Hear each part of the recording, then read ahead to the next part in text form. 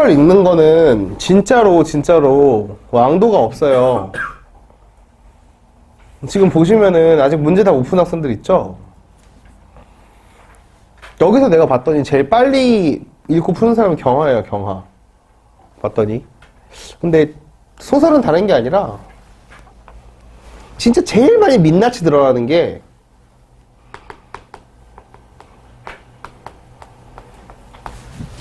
긴 글을 읽는 연습이 된 사람과 아니면은 내가 긴 글을 읽는 연습이 덜 된 사람이 제일 많이 들어가는 게 소설이에요. 비문학이 아니에요.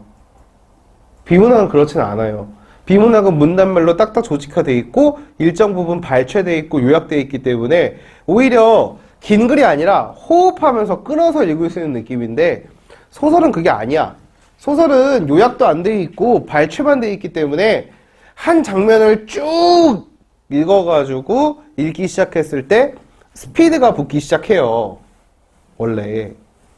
소설을 빨리 읽는 친구들은 인물 파악 끝냈고 어떤 사건이 있는지 알겠고 어떠한 장면이고 이 세 가지가 따다닥 파악이 되니까 빨리 읽고 문제도 빨리 푸는 거예요. 그렇게 되면 여러분들 선생님이 이 말 하는 게 국어 선생님이라서 이야기하는 게 아니라 여러분들한테 국어 점수 때문에 이야기를 하는 거거든요. 뭐가 정말 중요하냐면은 소설을 통으로 한 권을 읽는 연습이 매우 중요해요. 아시겠죠? 다음 시간 해가지고 바로 시험 보면 드러나요. 자기가 낯선 소설이 있는지 없는지를. 그래서 아마 개인별 과제가 주어질 겁니다. 개인별 과제는 독후감 쓰기예요. 책을 읽었다는 내용을 그렇게밖에 확인을 못하잖아 내가. 그쵸? 그래서 독후감 내는 거를 줄 테니까 이거 꼭 기억하세요. 두 번째 경험은 선조들의 경험인 국사에 대한 경험이에요. 하나 물어봅시다. 화산떼기의 시대적 배경은? 어떻게 알았어요? 다다미빵이라는 말이 나오죠? 그쵸? 그렇기 때문에 이게 일제강점기고 일제강점기에는 어떠한 변화가 있었죠? 의, 식, 주가 새로 들어오게 되면서 잘 사는 사람들, 잘 나가는 사람들은 한식을 선택해요? 아니면 일식을 선택해요? 일식을 선택하는 당시 시대 문화적 배경이 있었죠. 자, 화산떼기는 아줌마예요. 할머니라고 해야 되나? 아들이 몇 명? 본문에서 확인한 거는 2명이 있죠? 둘 다 결혼했어요? 안 했어요? 했어요. 큰아들과 근데 사실 둘째 아들인지 아닌지는 모를 것 같아. 작은 아들이라고만 나왔으니까. 그치? 큰아들과 작은 아들이 있고 둘 다 결혼을 했어요. 결혼을 해가지고 둘 다 아이가 있어요? 없어요? 확실히 얘는 있죠? 남자야 여자야?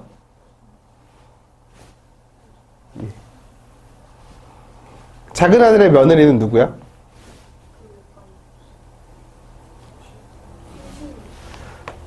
얘의 며느리는? 큰아들의 자식들은 있어요? 이런 것들을 파악하는 게 소설에서 이야기를 하는 것들이에요. 그쵸? 어떠한 사건이 있었어요? 화산떼기는? 평소엔 누구랑 같이 살다가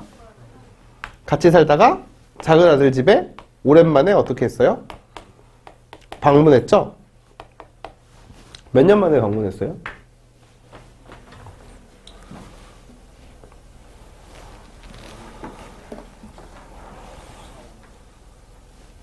(4, 5년) 됐대요. 어떻게 알았어요? 그렇지. 이게 설명을 해주지 않아요, 서술자는. 서술자가 설명을 해주면 그거는 아나운서지 서술자가 아니잖아. 화산떼기는 5년 만에 아들집을 방문하였다. 이런 식으로 안 나와요. 잘 보세요. 무슨 관청 같은 집도 화산떼기는 그리 달갑지는 않았다. 기분이 좋은 거야, 나쁜 거야? 안 좋아? 아들을 만난 반가움보다도 수세미처럼 엉클리는 심사를 주체할 수 없었다. 기분이 좋아, 안 좋아? 안 좋아. 빨간 스웨터를 입고 너댓살 돼 보이는 계집아이가 말끄러미 화산떼기를 바라보고 아버지, 이거 누구? 지금 계집아이가 할머니한테 이거라고 부르고 있죠. 화산떼기가 그렇게 보고 싶어하던 손녀 딸이다. 할매다. 우리 할매? 아들은 맥없는 대답을 하면서 헌 고무신 한 켤레를 내왔다. 아들은 엄마의 방문을 좋아해요? 싫어해요? 딱히 반기지는 않는 것 같아요. 화산대기는 걸레로 터실터실 분 발뒤꿈치를 훔치면서 그렇고 나고는 처음 보니 라고 이야기를 하죠. 누구를 처음 봤다는 소리예요? 소녀딸을 처음 봤다는 소리고 소녀딸의 나이는 4살에서 5살이죠. 정확히 이야기하면 소녀딸이 언제 태어난지도 지금 모르고 있죠. 오케이? 소녀딸의 나이가 얼마인지 모르잖아. 너 5살 되어 보인다라고 이야기가 하고 있잖아요. 그쵸? 그 말은 자신의 소녀딸이 몇 살인지도 모를 만큼 아들과 연락을 그동안 하지 못했다라는 걸 알 수가 있죠. 지금 시대 배경이 언제라고요? 일제 강점기죠. 이때는 우리가 카카오톡이 있는 것도 아니고 페이스북은 당연히 더 없고 스마트폰도 없고 그치? 뭐로 알려줬어야 돼? 전화도 이때는 드물었어요. 왜냐면은 이 아들 집에는 전화가 있겠지만 이 할머니 집엔 전화가 있어 없어? 없죠. 그래서 이럴 때는 편지나 아니면은 정말 급한 일은 전보로 알려줬죠. 그쵸? 근데 지금 그런 게 있었어 없었어? 없었다라는 거를 초반부에 확실하게 알려주고 있어요. 자 봅시다. 아들은 손끝에 집세기를 걸고 나가 쓰레기통에다 던져버렸다. 고무신이 대견차는 것은 아니다. 싫다는 거야? 싫지 않다는 거야? 그냥 괜찮다. 라는 뜻이죠. 대견차는 것은 아니다라는 거는 대견차 하나 하지 않은 거니까 어떤 뜻이에요? 그냥 뭐 좋다 나쁘다 이런 정도가 아니란 뜻이에요. 보통이란 뜻이에요. 그러나 길을 걷는 데는 뭐가 짱이야? 집신이 짱인데다가 아직 날도 안 드러난 집신이 화산대기는 못내 아까웠다. 그럼 화산대기가 신고 나온 거는 뭐야? 집신이고 엄마한테 새로 준 거는 뭐예요? 헌 고무신이죠. 이해됐어요? 이때 여러분들이 오늘날 버전으로 고무신을 생각하면 돼요? 안 돼요? 안 돼요. 어디로 돌아가야 돼요? 일제강점기로 돌아가가지고 집신에 비해서는 최신식 아이템이라는 걸 아셔야 돼요. 그쵸? 고무신이. 자, 다다미빵도 어색했지만 그 위에 나와 있는 뭐와 연결되는 거야? 무슨 관청 같은 집이랑 연결되는 거죠. 둘째 아들이 굉장히 성공했음을 알 수가 있죠.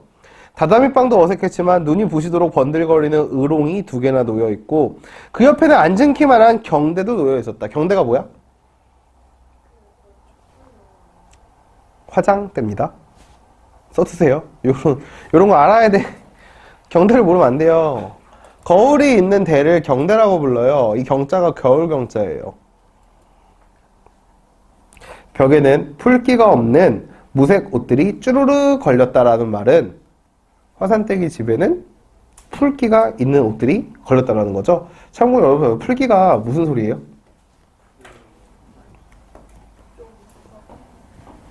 색깔이 풀색이라는 뜻이에요? 그건 아니죠. 그게 뭐예요?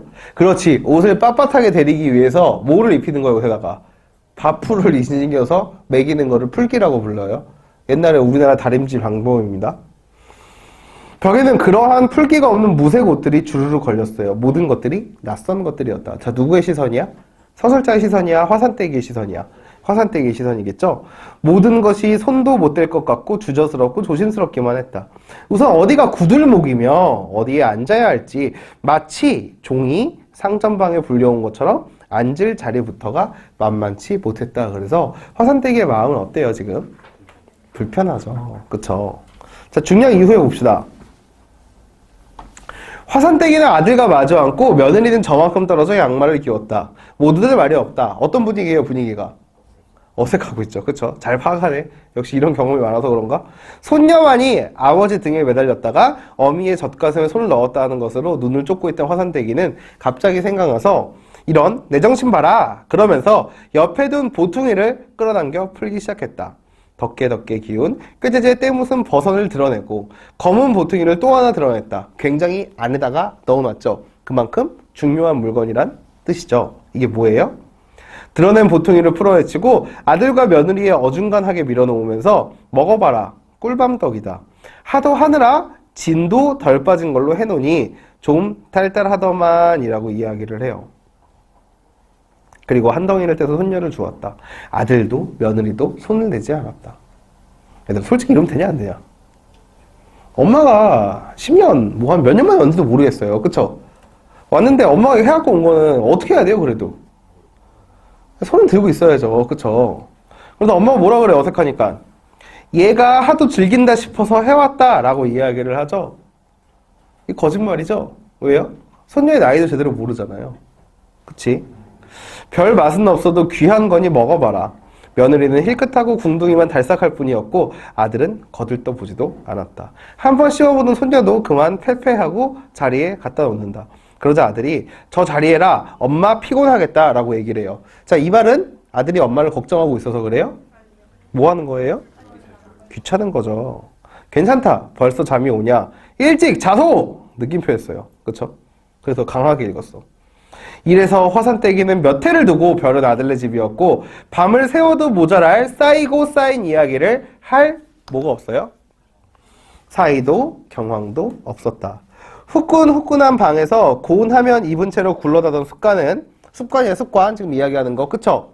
휘 높은 판자 천장이며 유리를 바른 물이며 싸른해 보이는 횟가루 벽이며 다다미방이 잠일 설레였다라고 해서 지금 자기네 방은 후끈후끈한 방이었고, 그치? 지금 여기는 뭔가 싸늘한 이미지가 나와 있죠? 화산떼기는 자꾸만 쓸쓸했다. 멋을 쥐었다가 놓친 것처럼 마음이 허전했다.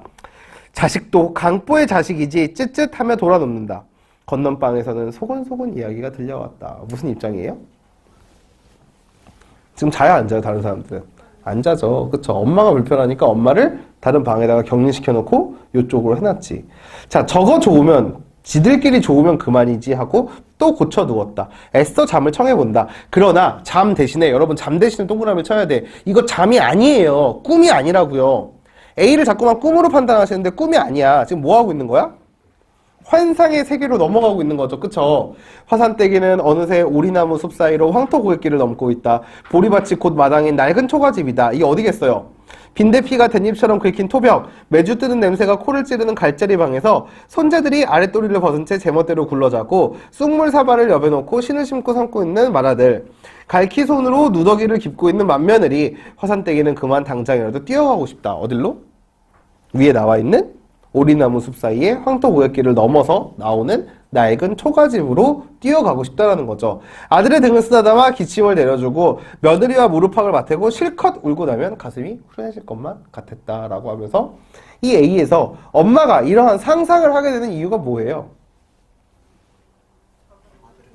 자, 여기까지 읽어보고 남자애들 여자애들 있는데 이거 아들 잘못이야, 며느리 잘못이야? 누구 잘못인 것 같아요? 일단을 해봐. 물론 둘 다 문제지.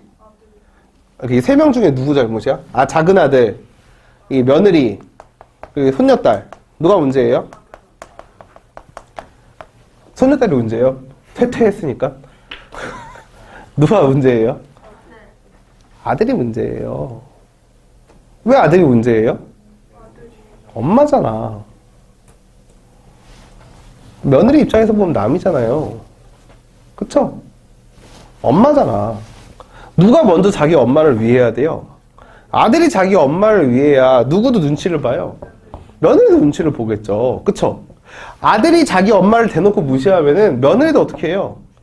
보시는 것처럼 딱히 반가워하지도 않고 뭔가 이렇게 어색하죠, 계속. 그쵸? 자, 여기서 중요한 게 내가 여기서 중요하냐 그러면 남자를 잘 봐봐. 또 뒤쳐눕는다. 누구 욕해요? 한번 읽어보세요.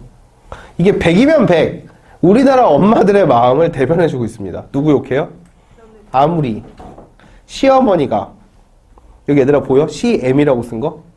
M이 보이냐고. M이 왜 M이라고 썼어?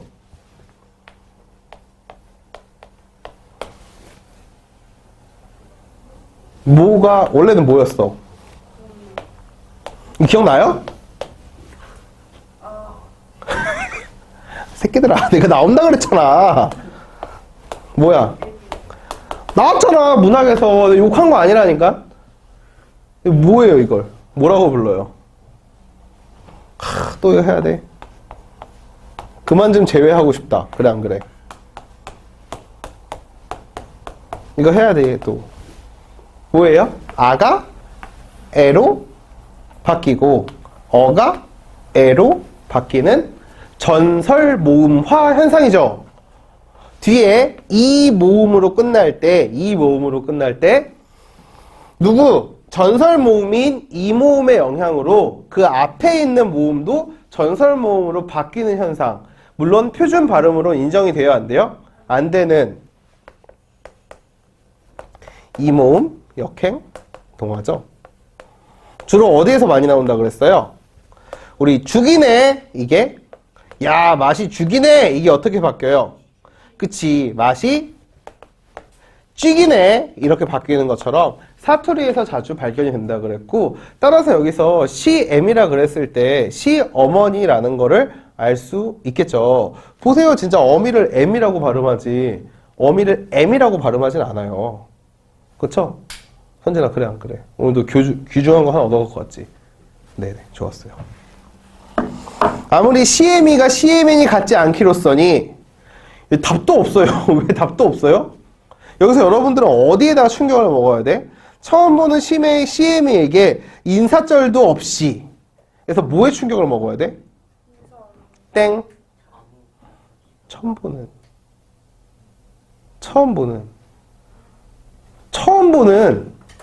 애가 5살 될 동안 처음 보는 이걸 봤어야죠. 생각보다 굉장히 오랫동안 방문을 안 했구나라는 게 다시 한번 드러나죠. 지금 인사 안 한 게 문제가 아니야, 얘들아. 아니, 결혼식 이해가 안 가잖아요. 어떻게 애가 5살이 될 동안 시어머니가 며느리를 처음 볼 수가 있어요. 그래서 누굴 욕해요? 며느리를 데리고 오지 않은 자기 아들을 욕하는 게 아니라 누굴 욕해? 그래도 대한민국의 어머니들은 며느리를 욕한답니다. 여자애들은 잘 알아두세요. 너희들이 좋은 남자를 만나야 너희들이 욕을 안 먹어요. 부부는 알잖아요. 그렇죠? 인사절도 없이 본바 없는 연 같으니라고. 그래도 마실 사람들, 마을 사람들이에요. 마을 사람들은 작은 아들이 돈을 잘 벌고, 그쵸? 은근 자랑하는 거 아닙니다.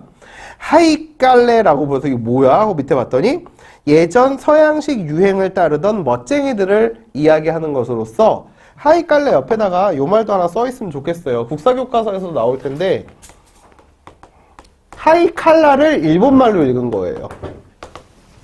왜 하이칼라면은 우리나라 여자들이나 남자들 옷을 보면은 칼라가 있어요? 없어요?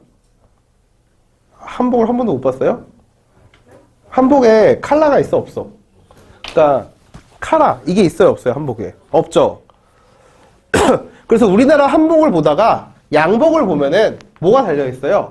칼라가 달려있죠. 그쵸? 이게 높게까지 달려있다 그래가지고 하이칼라라고 부르는 거예요. 이 옷이에요. 옷. 쉽게 생각해서. 옷. 아시겠죠? 그러니까 며느리가 뭐를 한복을 입지 않고 뭐를 입고 있는 거야? 그치, 원피스 같은 거 그런 거 입는 거겠죠. 셔츠 같은 거 입는 거겠죠. 그 며느리를 봤다고 부러워하더만 시장스럽고 몰라도 돼요. 가시롭다 정도로 알 수 있죠. 가소롭다 정도로 해석할 수 있겠죠. 자, 잘 보세요. 지가 탈기가 없는 것도 신양기가 있는 것도 전부 다 누구 때문이야? 며느리 탓 때문입니다. 보여요? 여태껏 땅 한 떼기도 못 사는 것도 누구 때문이야? 누구 때문이야? 안살림을 잘못 사는 탓이지 뭐고 라고 하면서 지금 존나 불쌍한 건 누구만 욕먹어요? 네. 알겠죠? 남자애들아. 니들이 잘해야 며느리 된다. 니들이 잘해야 와이프가 욕을 안 먹어요. 화산떼기는 눈꼬리만 따갑고 잠은 점점 멀어갔다. 또 뭐라 그래? 지만 하더라도 일본에서 근 10년 만에 나왔으면 우리 아들이 어떠한 사람인지 나와있죠. 아들은 굉장히 공부를 많이 한 사람이죠. 일본에 가는 이유는 당시로서는 뭐밖에 없어요? 유학밖에 없는 거죠. 윤동주 생각해보면 쉬워요. 10년 만에 나왔으면 그만 지형 말대로 농사나 짓고 수더분한 색신을 골라 장가를 들었으면 등 따시고 배부를 거로 이 뭐 하고 있어요? 공장을 하고 뭐 하고 날뛰 댕기냐라고 이야기를 해요. 자, 봅시다. 여기까지 보면은 이제 완성 지을 수 있죠. 큰 아들, 큰 형 나와 있고 여기도 며느리 있어요. 며느리가 이렇게 있죠. 그리고 여기서도 아이들이 있다 그랬으니까 적어도 2명 이상의 아이들이 있을 것 같아요. 자, 위에 있는 요 집은 직업이 뭐야? 그렇죠. 이 며느리는